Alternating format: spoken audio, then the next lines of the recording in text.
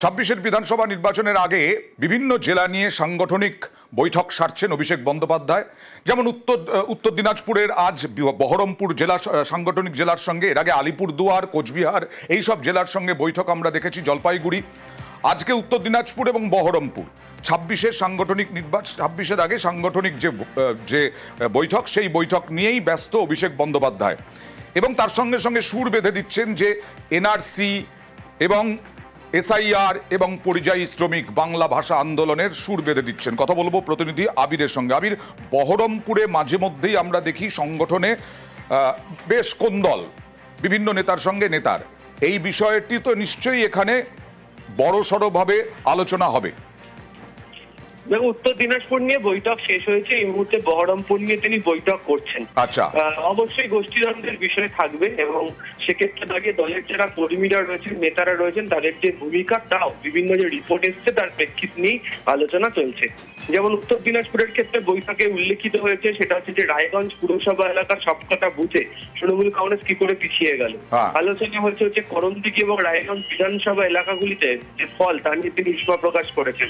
তার কারণ 21-এর বিধানসভাতে এখানে দারুণ ফল ছিল সবকটা বিধানসভাতে, এবং এই উত্তর দিনাজপুর জেলার সঙ্গে 3টি লোকসভা আসন সংযুক্ত থাকে, তার মধ্যে একমাত্র ইটাহার এবং চোপড়া এই দুটোতে বিধানসভাতে তৃণমূলের ফল ভালো, বাকিগুলোতে খারাপ। এক্ষেত্রে দাঁড়িয়ে যেগুলোকে নির্দেশ তিনি দিয়েছেন, এক, রাজবংশী এলাকাতে বেশি করে গিয়ে প্রচারে যাওয়া, দুই, বিজেপির সেখানে লোকসভা সাংসদ, বিজেপির যে জেতা বুথ সেখানে গিয়ে একদম বাড়ি বাড়িতে গিয়ে বলা, বুথে বুথে গিয়ে যে আবাসের টাকা দেওয়া হচ্ছে না, 100 দিনের কাজের টাকা দেওয়া হচ্ছে না, যেটা বিজেপির দেওয়ার কথা।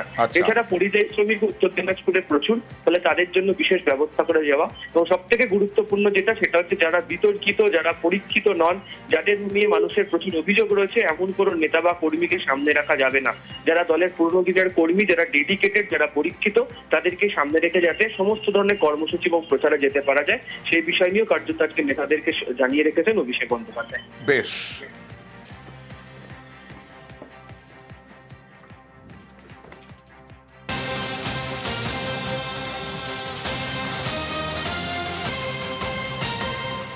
সংঘপ্রধান মোহন ভাগবত তার তোপ কেন্দ্রকে, কারণ শিক্ষা, স্বাস্থ্য এই নিয়ে তোপ দাগলেন।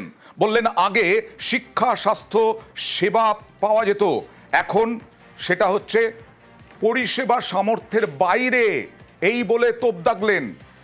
এখন শিক্ষা, স্বাস্থ্য বাণিজ্যিকীকরণ হয়েছে বলেও তোপ আরএসএস প্রধানের। सबसे अधिक आवश्यकता सबको प्रतीत होती है स्वास्थ्य के लिए, शिक्षा की, लेकिन दुर्भाग्य ऐसा है कि ये दोनों बातें आज सामान्य व्यक्ति के पहुंच से बाहर और उसके आर्थिक सामर्थ्य के पहुंच के बाहर, यानी सहज सुलभ नहीं रही और सस्ती भी नहीं रही। तो क्या विद्यालय वगैरह कम है? वो तो बहुत बढ़ रहे। अस्पताल कम है? ऐसा भी नहीं है। सुविधाओं में प्रगति है, ज्ञानी व्यक्ति बहुत है, लेकिन वो ज्ञान मिलता नहीं, वो सुविधा मिलती नहीं, कि सामान्य व्यक्ति के पहुंच के बाहर इसलिए हो जाती है कि पहले के दोनों काम सेवा के नाते किए जाते थे, आज इसको भी कमर्शियल बना दिया गया है। তবে বিজেপি নেতারা এড়িয়ে যাচ্ছেন মোহন ভাগবত নিয়ে প্রতিক্রিয়া দিতে। রাষ্ট্রীয় স্বয়ংসেবক সংঘ এবং তার শ্রদ্ধেয় সরসংঘ চালক, তাই তিনি ভারতবর্ষের বিভিন্ন সমস্যা নিয়ে বিভিন্ন সময় তার মতামত রাখেন। এই বিষয়ে আমার মনে হয় আমার মতো রাজনৈতিক ব্যক্তিত্বের থেকে সংঘের তরফ থেকে যদি কেউ বক্তব্য রাখে, সেই বক্তব্যে সেটা অনেক বেশি ভালো হবে। তৃণমূল মুখপাত্র জয়প্রকাশ মজুমদার আমার সঙ্গে রয়েছেন। জয়প্রকাশ বাবু, আপনি শুনলেন পুরোটা মোহন ভাগবত কি বললেন এবং তার সঙ্গে সঙ্গে সুকান্ত মজুমদারের এড়িয়ে যাওয়ার চেষ্টা, কি বলবেন? আপনাদের এই বহুল প্রচারিত চ্যানেলে আমি একটি বিষয় পুনরুত্থান করতে চাইব। আরএসএস এর দ্বিতীয় সরসংঘ চালক, যাকে সবাই গুরুজি বলে ডাকে বা খ্যাতনামা, বহুদিন ছিলেন সরসংঘ চালক, রেকর্ড টাইম।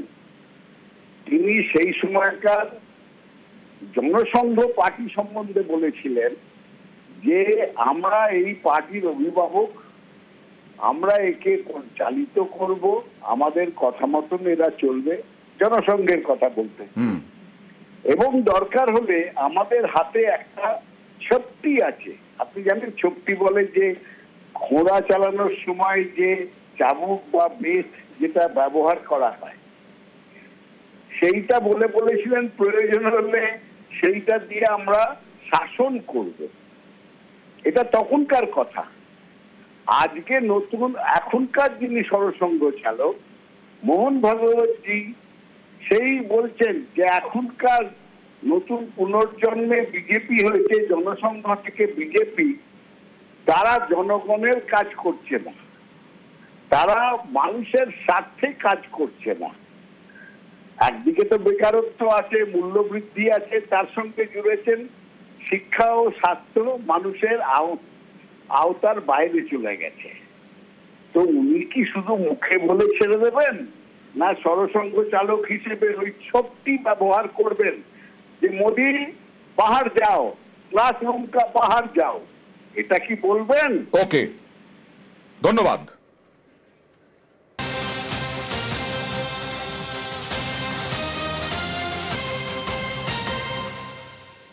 বিজেপির বুথ সভাপতিকে পিটিয়ে খুন। হ্যাঁ, বেশ কয়েকদিন আগে এই রাজীব বিশ্বাস বিজেপি নেতা বুথ সভাপতি, তাকে আহত অবস্থায় ভর্তি করা হয়েছিল হাসপাতালে, কিন্তু পরিবারের বিরুদ্ধে অভিযোগ উঠছে পরিবারই নাকি খুন করেছে। কথা বলবো প্রতিনিধি অর্পণের সঙ্গে। অর্পণ, এরকমই তো অভিযোগ উঠছে। একদমই রাজীব বিশ্বাসের বাবা নিতাই বিশ্বাস ও ছোট ছেলে সন্দীপ বিশ্বাসের বিরুদ্ধে অভিযোগ। কেন? তার যে পৈতৃক সম্পত্তি রয়েছে সেই সম্পত্তি তারা প্রমোদিত করতে চাইছিলেন। পাশাপাশি এই দুজন অর্থাৎ তার নিজের বাবা এবং তার ভাই দুজনের সক্রিয় তৃণমূল কংগ্রেস কর্মী।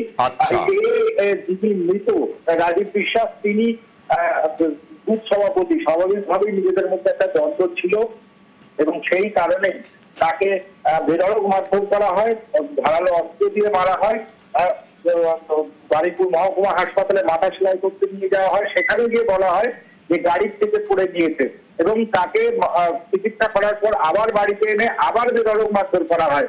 প্রতিবেশীরা জানাচ্ছেন যে তার চিৎকারে কার্যত ওই দিন তাদের কারোর ঘুম হয়নি।